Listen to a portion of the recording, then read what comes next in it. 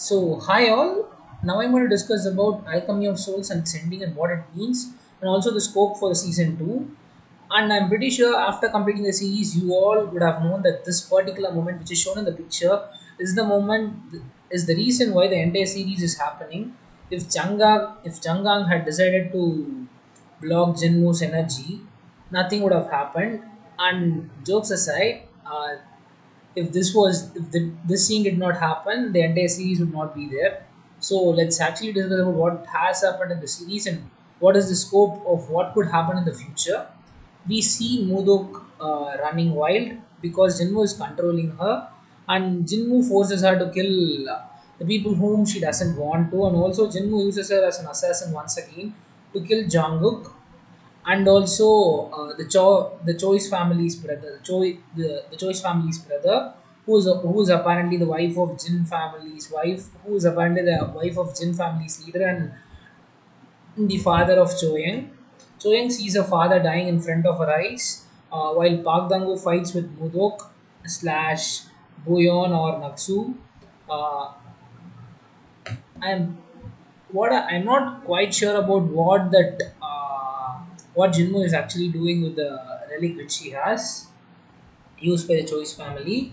The Choice family is now entirely gone, and the relics and all the powers of Choice family exist in the hands of Jinmu. And once again, our foolish crown prince is fooled by Jinmu. The entire scheme goes in his face. What I thought was the second season would be more of a prequel for the first season, and I just thought, why would I watch a why would I watch a second season if nothing interesting happens in the second season anyways? But the directors thought that diligently, and they decided not to make a prequel out of the second season, and they are going to continue with the first season story. The first season ends with Jungkook getting revealed as the king star to the entire world, as he's not. I mean, as nobody is able to. As when his body starts burning, the ice stone inside him gets activated, or I'm not sure what exactly happened there. Uh, it is apparent that Master Lee has seen such a kind of incident happen before 200 years during the Great Chaos, when Master So Hyung did the same. I am not quite sure about what would have happened 200 years before, but my guess is we could see the poem in the Alchemy of Souls. I mean, the poem Hearts of the poem written by Soyang. The poem says, "The faint blue light makes me sigh." What I feel is this particular line, the faint blue light. Maybe the light could signify the ice stone, or maybe it could signify the blue light that is coming out of Soran, the then leader of Jin family, and also Jin Yuan, the leader of the Jin Yuan, the then leader of Jin family. Maybe this signifies, I'm just spitballing, I'm not sure about what is happening. Maybe the reason could be that Soran was indeed a soul shifter or something. I mean, something happened and she might have been controlled by the Choice family using their relics which they possess then. And maybe Master Sohang, the leader of first leader of Songrim, he made a terrible choice to maybe kill her or something like that, and that is what this line means. Despite knowing that they will fill up once again, I am a fool who does not shed a single tear. What he means, I mean, what my interpretation is that, despite knowing that this kind of a thing will happen in the future, I'm going to leave this ice stone here because someone like me could use it to actually save the person whom they actually like.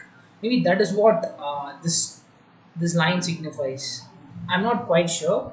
And also, my other thing is my other interpretation. My other theory was the Choi family was not actually Buyon's. I mean, the Choi family's brother was not actually Buyon's dad, because in the episode 20, the Jin family leader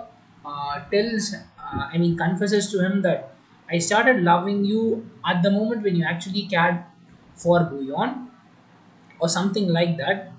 But that could just be me messing with the timeline or something. I'm still not clear about whether Buyon is actually the daughter of Choi.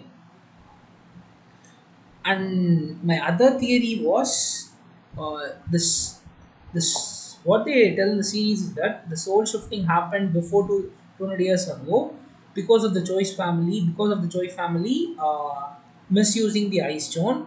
But we learned that only priest can find the ice stone through the facts which we know from this series. So what my guess is, what's his name? I don't remember exactly. This leader of Songrim and the then leader of Jinyowan, both combined together. Genuine, I mean, the leader Soran was able to find the ice stone using a magical powers, and the leader of Songrim used it to maybe learn magic to a greater extent and also perform Hansu and stuff. He was the first person who, I mean, he was the person who was born under the King's Star, so he had the power to control. I mean, he had the power to use the ice stone, not control, because ice stone cannot be controlled. And what I feel about the ending of the series is we see Mudoki drowning inside the lake, and we see two people carrying her out of the lake at the end, and we see a whole different character who's possibly Mudok or maybe Naksu. My guesses are there are two chances of how it could play out. Maybe Soyul actually saved Mudok, realizing that she would be near the lake, or maybe Choyang, Chin Choyang saved Mudoki because her mother ordered her to, and also she wanted to take a revenge. These are two of my theories which could have happened then. And yeah, the finale would be what I feel is finale would be obviously killing Jinmo, and maybe the story is actually about not two lovers joining together. It is about heartbreak and everything. So, like 200 years before, now what could happen is one way of ending the story would be to show the would be to show the same fate of what happened before 200 years by killing both these people and also separating them. But the other way how they could end the series is the choices made then and the choices made now. They could show the difference between how humans make choices, as humans make choices, and maybe they could give a happy ending as all the Korean fans deem it to be. Or maybe they could go the sad ending and maybe separate these two people by making one fight against each other and maybe kill eventually. But I'm pretty sure Janguk will be fighting Mudoki in the next season, or Natsu or someone, or whoever that person is, because still according to my theory the body is entirely being controlled by Jinmu, and if he is able to control it he should be able to target Janguk and maybe try to kill them. And also Janguk cannot be killed that easily too, because he is the king's son, and obviously the riding would be very poor if he was killed that easily. And according to the reports which we got, Jang Song is not coming for the next season. So the lead character is actually Naksu, who came in the first episode of this season. So my logical explanation to this would be it should be the same character Mudok. I mean, it should be the same character Mudok, and they just decided to shift the character. I mean, they just decided to shift the casting to the person who played Naksu at the first, or maybe they divided the souls into two, or maybe I'm not sure, man. I'm not sure what happened. And the major question which revolves now is why did Natsu's father become a soul shifter, or how did he actually become a soul shifter? Because if Jinmo is able to control him, he should at first be a soul shifter.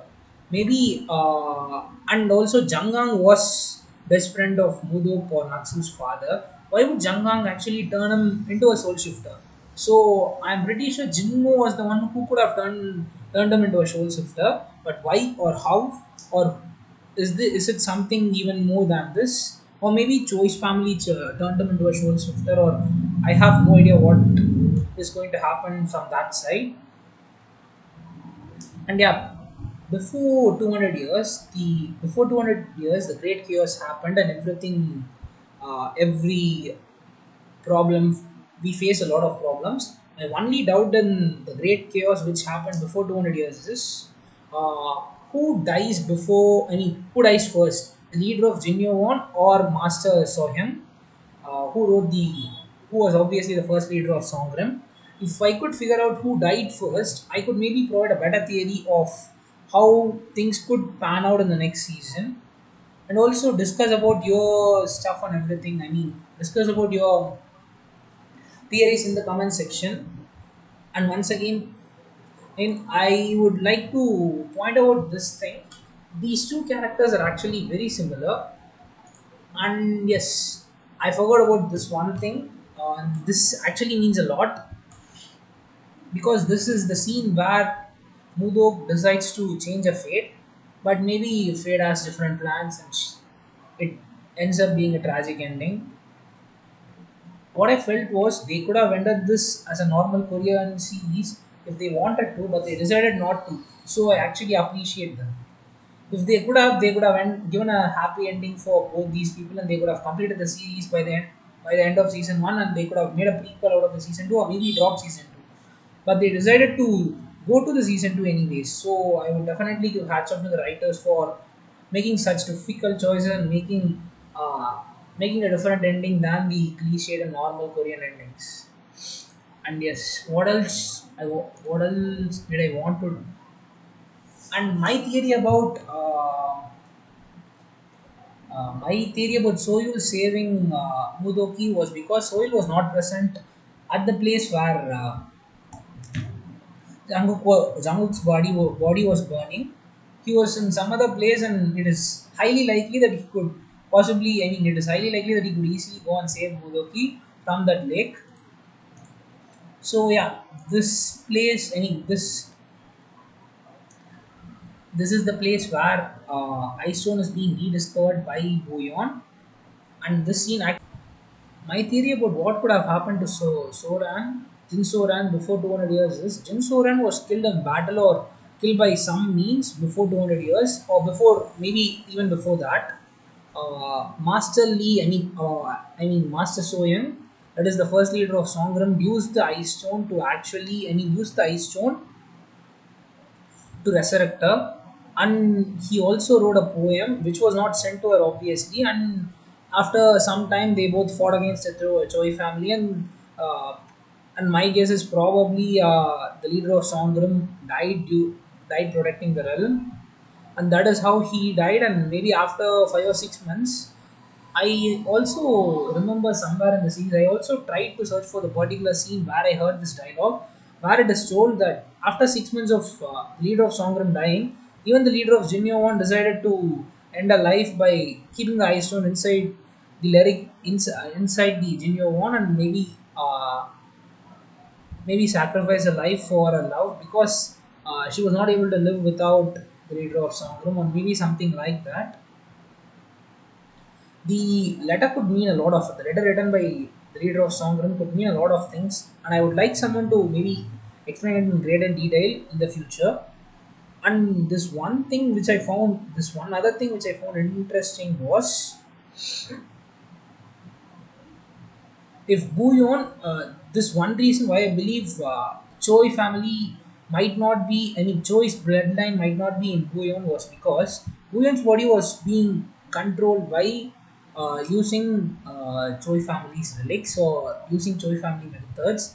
If Bouillon is actually a descendant of Choi family, she could, I'm not saying this is 100% right, but if she is a descendant of Stoics family, my guess would be that she could resist the soul controlling which is done by Jinmu. So, as she is not able to resist the soul controlling done by Jinmu, my guess is either Buyon is entirely dead from the body, or her soul is entirely destroyed, or either Buyon is not a descendant of the Choi family. These are my two theories which could have happened that made Mudoki body falling in hands of Jinmu, and Jinmu being able to control the entire body and also do whatever he wants according to his wish. And that is the reason why I think Buyon's dad might not be a Choi family member. And also, I don't see any logical explanation for Naksu's body coming in the next season out of Buyon. And it would make literally no sense if they brought an entire body out of the ashes. I wouldn't say it is impossible or something, but from what we know right now, it wouldn't seem that plausible if they brought such a kind of a if they bring such a kind of a different beginning to the entire new season. So yeah, I think I covered pretty much everything. I covered about Buyon able to regaining control of the body, and also Choi family being not being the actual father of Buyon, and Master Lee seeing something similar happen during the Great Chaos, and yes, Choi family control the soul sifters, and also the show. Also, they made the soul stone from the ice stone, and yeah, this one thing is what is confusing me till now. Why Natsu's father became a soul shifter, and if any of you know the answers for that, maybe drop down in the comment section. And who is Buyon's real dad? Because I still am not satisfied that Cho is actually the father of Buyon. And yes, could Buyon have reached Hansu? And could she have shifted souls with someone else? That is also one of my theories. And yes, Jungkook fighting Natsu and Choi's family member being able to control Jin was able to control her body, and Jung So Min not appearing in the next season, and Jinmu controlling her. And the finale could be, I think I discussed the finale before,